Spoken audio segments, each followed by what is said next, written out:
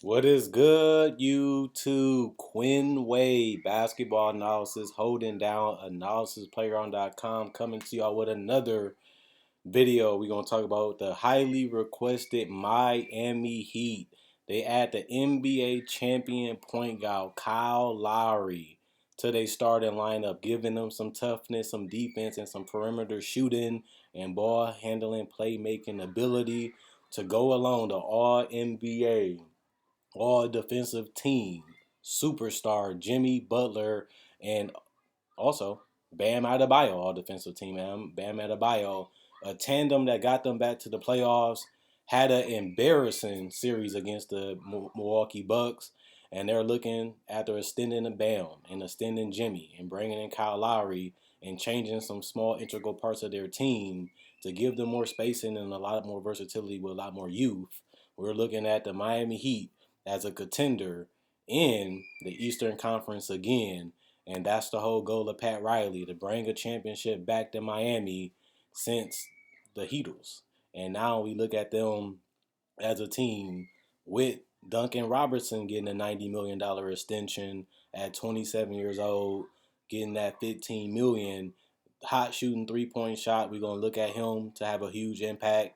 Hopefully he adds and grows his game, becomes a better facilitator, becomes a guy that can do more than just shoot threes. That's going to be huge for them, as now the foul threes are not going to be there no more. So he's going to have to make those threes and not try to kick his leg out and try to force them up just to get a foul, because now he's going to have to make them. He can do it. He showed that, but he's going to have to do it consistently, because him and Tyler Hero are huge parts of this team, was a huge part of the reason why they went to the NBA Finals, because of their playmaking and scoring ability and their ability to space the floor. But they've been shaky, especially defensively too, and they're going to have to shore that up if they want to be a dangerous team throughout the season, as they didn't get off to the greatest start. The whole team didn't seem like they was on the same page for much of most last year, including the ending in the playoffs.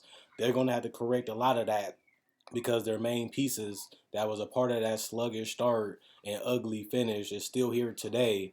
And they're going to have to grow together, learn together, and push each other again to get back to that bubble style that really made them play at a championship level, which we haven't really seen last year, but we're going to have to see it again this year if they really want to be worth bringing this team back, even with the enhancements that they did. Bringing in PJ Tucker, they paying his man a little bit more, but he is a huge role player, a guy that's switchable, a guy that's going to bring a lot of fight, a lot of toughness, while also giving them a guy that's versatile defensively that can guard a lot of positions. He does foul a lot. He does pick up a lot of dumb fouls too by being a little over too aggressive, and can be a little whiny too, like we seen in Milwaukee. But he's going to give you some good fouls too, and he's going to make defenders work hard to get a bucket or get space. And you need guys like that, especially because they didn't really have that a lot last year, and now they have that with PJ Tucker, and it allows them to go small. Hopefully he can make defenses pay for leaving them open. He had a lot of inconsistency shooting a three. He's going to have to get back to being an elite, especially corner 3-point shooter, and if he does that, his value will be worth it in Miami, and he could really be a good piece for them, especially in the playoffs, if he can bring that defense like he did in Milwaukee, cut down the dumb fouls and the over aggressiveness, and just splash them threes too. He can be a huge difference maker for them, even at the age of 36.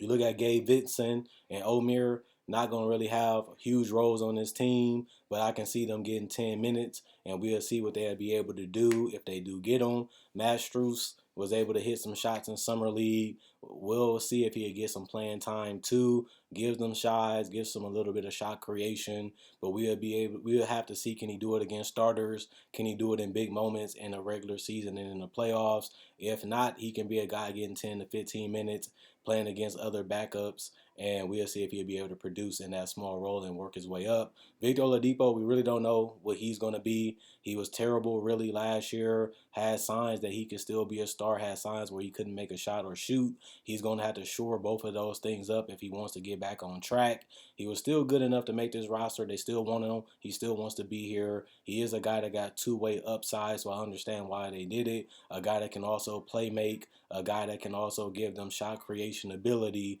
when healthy, and when the shot is going, especially from the perimeter, he can be a dangerous player.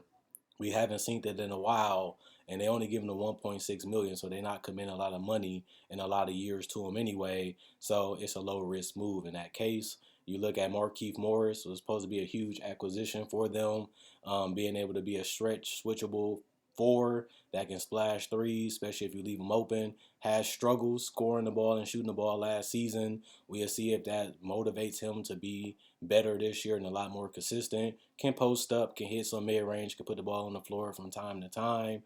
That gives them a little bit more scoring options at that forward position than they really been having lately. But they took a gamble on him, low risk contract, low risk move, and he's a veteran that you know is gonna come out there and compete, and that's a good addition to this team. Udonis Haslam, I don't know if he's gonna play or even that much, but he's gonna be a mentor, a guy that's gonna give them, teach them, show them the right way. Can still put the ball in the basket every once in a while if they let him.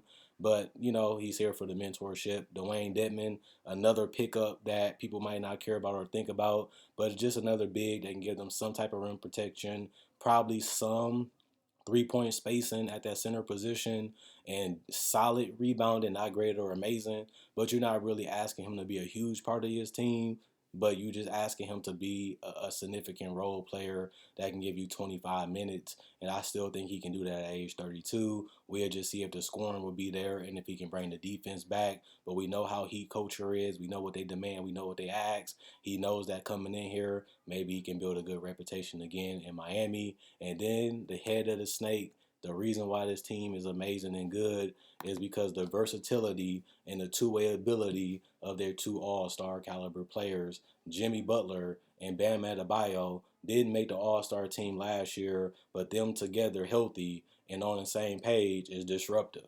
These are guys that can get in the passing lanes. These are guys that can crash the boards. These are guys that can set guys up, set screens, and pass the ball very well, can cut well, can also hit mid ranges. We want to see if Bam can add that 3-point shot. We also want to see if Bam can up his finishing and his aggressiveness. He can be a little perimeter oriented. He can be a little hesitant. Still don't have the full confidence that he's going to need to be a dominant offensive player. But he's young. He has grown and improved each and every season. I don't expect that to stop. And he also shows some go-to moves this year that helps you build confidence and helps you become more comfortable as you're scoring the ball. Remember, Bam didn't come into the league as a scorer. He didn't really come into the league as a playmaker either, but he has become a better scorer, has become a better shooter, and also has become a better screen setter, rim protector, switchable, guardable defender on the perimeter, even able to guard smaller guys and stay in front of him and move his feet. He's a tough guy to defend. He's a tough guy to prepare for, but that's why Miami paid him the money, not just because what he did, but what he can continue to do, and that's grow and improve like he did every season. And I'm expecting him to continue that trajectory this year. I have huge expectations for Bam. I have a lot of love and respect for Bam, but they need Bam to play at that all-star level each and every season that he's under this roster if they really want to win a championship. And Jimmy Butler really had a breakout year in the bubble, really showing his closing ability, his takeover ability, his defensive versatility, but he also upped his rebounding, his playmaking, and his all-around game. And he really showed that in the Miami Heat series against the Lakers, being able to give you 30, 10, and 10. And we never really seen that to Jimmy Butler, but since he's been in Miami and Philly, he has really embraced being a player that can impact the game in multiple ways. And that's what you want from a superstar. They're paying him like a superstar. They ran and tried to get him like a superstar, and now they gave him the extension saying, you are a guy, we believe in you, we feel that you can get it done, and you was one of the hugest reasons why we got to the finals, and now we need you to repeat that performance. And Jimmy Butler didn't get off to the best start, didn't have the greatest season, but he had a great ending in the regular season, helped them get back into the playoffs, helped them get a decent seed compared to where they started and was throughout the season, even though he was banged up. But he finished so strong and so good that he gave them an opportunity to make it to the playoffs, and they did.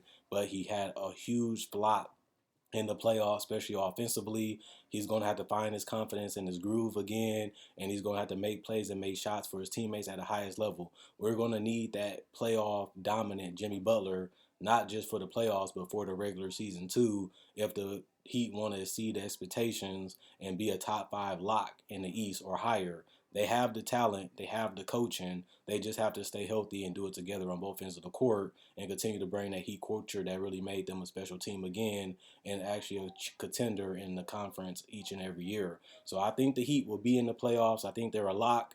I feel like this team is dangerous if everything clicks and hits right. But again, that's why they was in the finals. But if they don't find the same page, guys don't step up, their young shooters don't step up, and they never really get that offense figured out, they can be a middle of the pack team in the East and just another team in the East competing for a playoff spot and out in the first and second round.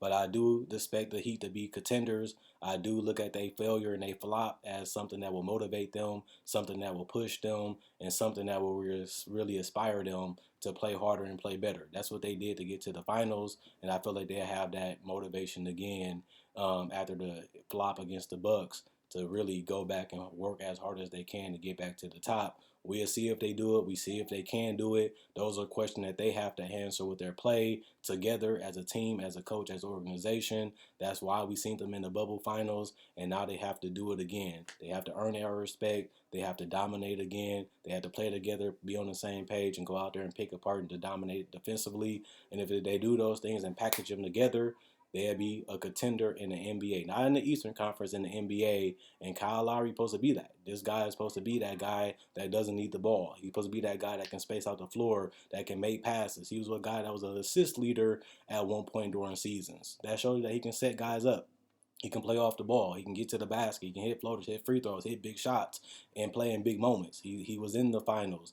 He made big plays throughout his career, and they're going to need that shot making ability and that playmaking ability and that defensive versatility to really take their step into another level. They went with a little different direction roster wise because the old way wasn't working, and they really didn't play well at all, really consistently last year. And they're hoping with these tweaks and these adjustments and bringing in Kyle Lowry to have a whole different complete season from start to finish, and that should give them confidence that they can beat anybody in the playoffs. We'll just have to see if they get it done. I'll see y'all tomorrow. Happy holidays. Quinn Wade, basketball analysis signing out.